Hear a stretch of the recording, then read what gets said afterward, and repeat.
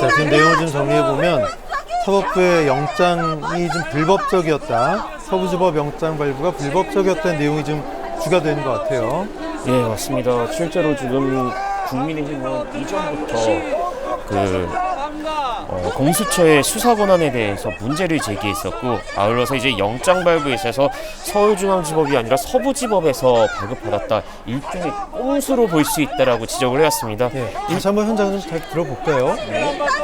이제라도 윤석열을 설득해서 경찰도 경호처도 다치지 않게 스스로 내려오게 하십시오.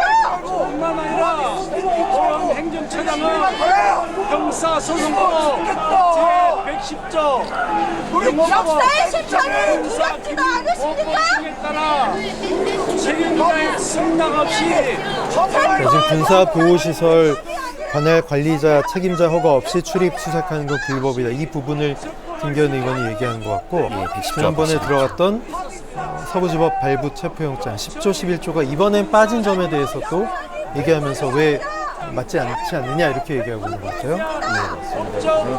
법원에서 입장을 바꾼 거에 대해서 지적을 하고 있는 것 같습니다. 경찰도 공수처도 모두 소중한 국민이에요. 아무도 안 근데 다치게. 기존의 입장과 크게 달라지지 않은 것으로 보입니다. 앞에 저 탄핵에 찬성하는 체포에 찬성하는 여성분 시민의 목소리가 워낙 크기 때문에 김기현 의원의 목소리가 좀 잘 묻히는데, 일단 사법부의 영장 꼼수다라고 얘기하고 있고, 예. 불법 영장 집행을 중단해라라고 얘기하고 있습니다. 예, 맞습니다. 그리고 서부지법 판사가 낸 10조 11조 이번에 빠진 것도 항의하고 있는 것 같고요. 군사시설 관할 관리자가 허가하지 않고 있는데 불법적 체포영장 집행을 중단하라고 김기현 의원이 국민의힘 지지 의원들을 대표해서 이야기하고 있습니다. 개헌령이 불법입니다. 유학인 친윤계 의원들이 대거 참석한 가운데서 윤석열 대통령에 대한 이야기는 꺼내지 않고 이 사법부의 책임에 대해서만 지적을 하고 있습니다. 네. 이 부분에 있어서는 이제 대통령을 지키기 위해서 한남동 관저에 나왔다라는 일각의 이제 그 지적에 대해서 그 부분에 대해서 어떻게 보면은 선을 긋는 모양새를 좀 보이고 있지 않나. 그래서 지난번에도 밥 좀 먹고 가라고 했더니 뭐 그런 예. 모양새가 안 좋을 것 같다 돌아간 거 아니겠어요? 예, 맞습니다.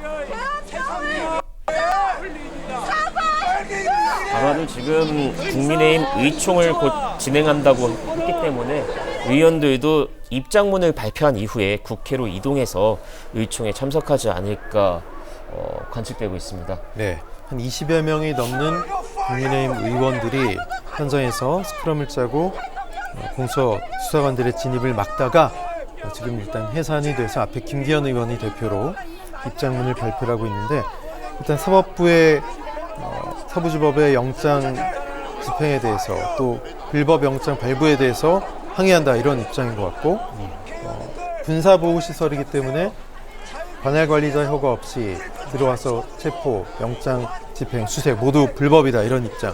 기존의 입장과 크게 달라지만은 없는 것 같습니다. 예, 맞습니다. 그러니까 지금 국민의힘에서는 법률상 문제를 지적을 하는 것이다. 우리가 윤석열 대통령을 옹호하기 위해서, 보호하기 위해서 올라온 것이 아니다라고 강조를 해왔습니다. 앞서서 제가 김기현 대표를 한 3일 전에 만나봤습니다. 네. 만나서 한번 직접적으로 한번 물어봤었습니다.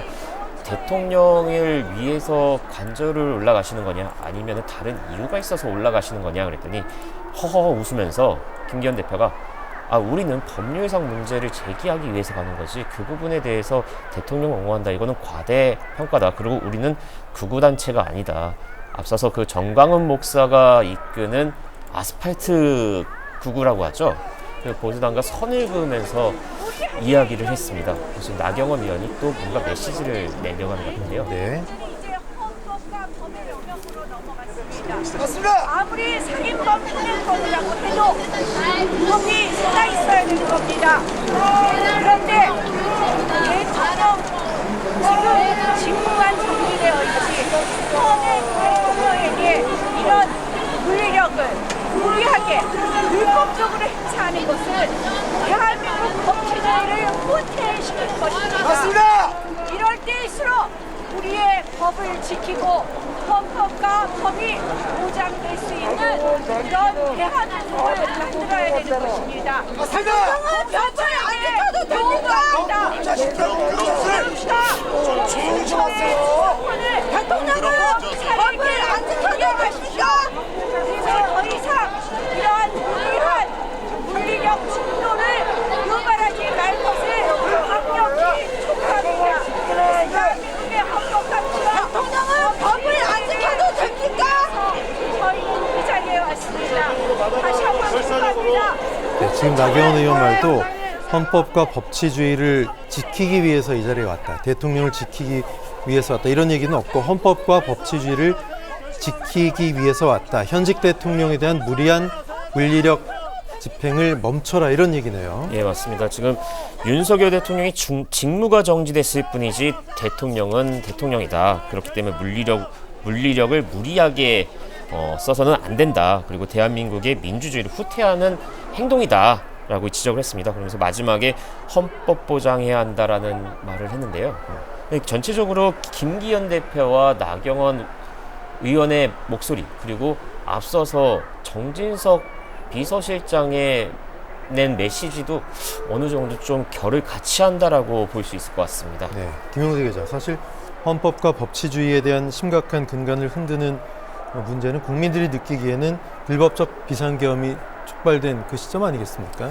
뭐 헌정 질서를 좀 어지럽히게 된 결정적인 계기가 이제 비상계엄 사태로 봐야겠죠.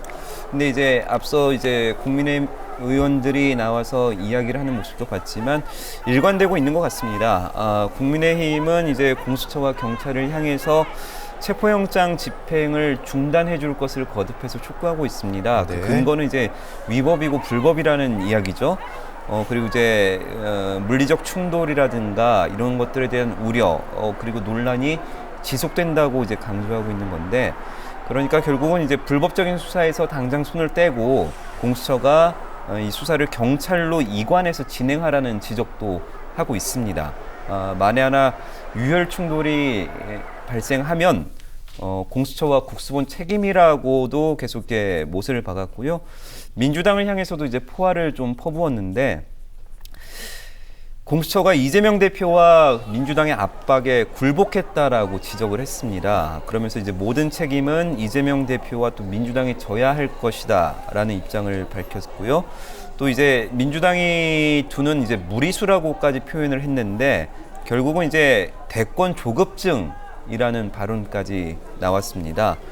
반면 이제 민주당은 이런 것들에 대한 화살을 국민의힘에게 쏟아내기도 하지만 또 최상목 권한대행, 대통령 권한대행에도 화살을 좀 쏟고 있는 모양새예요.